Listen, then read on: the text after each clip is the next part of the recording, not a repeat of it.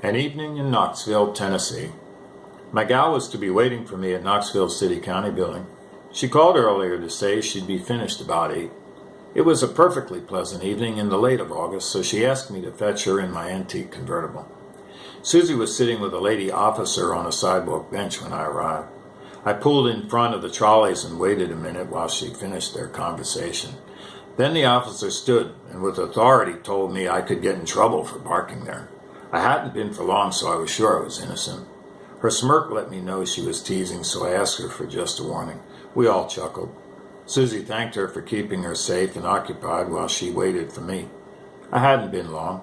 It was only a few minutes to get there from the east edge of town where I live. Susie got in and started to tell me of her day. She had just finished her work as an election volunteer on the last day of early voting. It's not really volunteer work. After all, she does get a few dollars for her time. She does it to satisfy her sense of civic duty, so I call it volunteer work. We slowly pulled out and turned north onto Gay Street. It was well past supper time and we were starving. We weren't sure where we would eat, so I suggested we continue a bit uptown to figure it out. We drove up Central and noted all the new beer halls that had opened. It made us thirsty to try one. A moment later, we came upon familiar flats and taps with paninis being served to diners inside the storefront window. Together we said, "Hey, let's stop here." Susie and I prefer outside whenever we can, and she asked if we could sit on the back patio. I didn't even know they had a back patio, so I perked up. It seemed a long, twisted walk out the back, but when we got there, I was further surprised and excited to hear the live music of a bluegrass band. They sounded really good. The hostess stopped at the first table, but I asked to get closer to the music. Susie asked for a stout and I for a lager. They tasted so good that late in the day with so many reminders along the way. The waitress had to come back 3 times before we could stop talking or listening to the music long enough to decide we would share a salad. We admired the musicians and they smiled back at us. There was a pause in the music and I saw they were all staring and pointing up at the not-so-big trees in the courtyard. The cicadas were loud and the band members were trying to see where all the buzzing was coming from. Were they pleased the cicadas were joining in or annoyed they were drowning them out? I kiddingly suggested they play louder so I could hear them better. They politely chuckled over my corny remark and went back to the music. Not long after, they played their last and packed up. We asked for dessert, but they were sold out of the cake on the menu for the day. Oh well, we would just have to go back to Gay Street for some chocolate or ice cream. I found a space right away and Susie put a few coins in the meter. We walked past the masked general store. It was dimly lit by then with one clerk in the back cleaning up. Crew's ice cream was bright and busy with a long line backed up to the door as usual. I liked the servers in their calico dresses and the ruby red lipstick. It was a look of the day in my youth.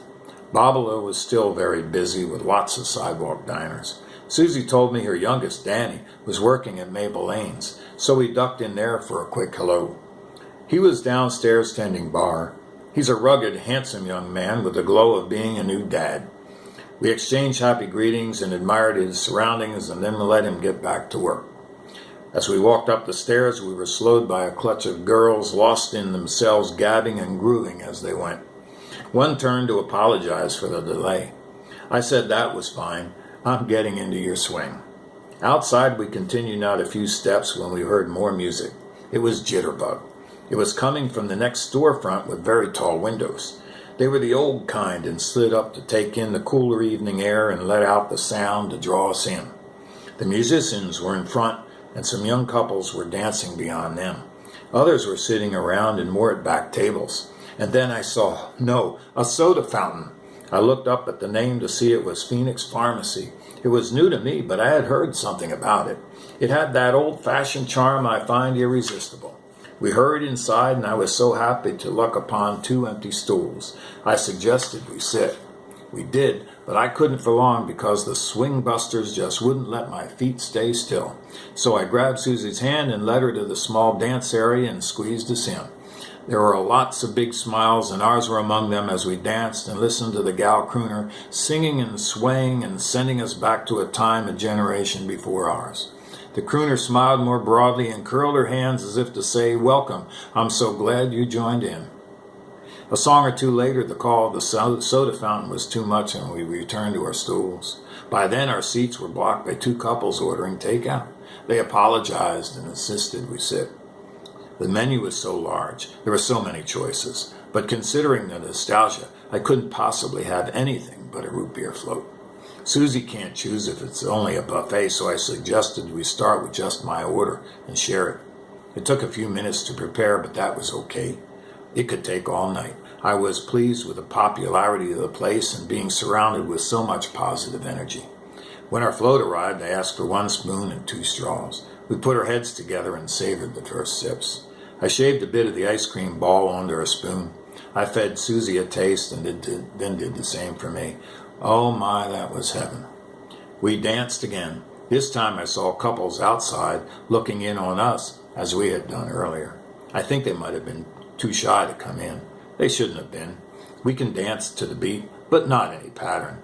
We just enjoy a good time when one is to be had. I don't notice much else in other dance couples but the smiles on their faces, so I don't worry about the rest of me either.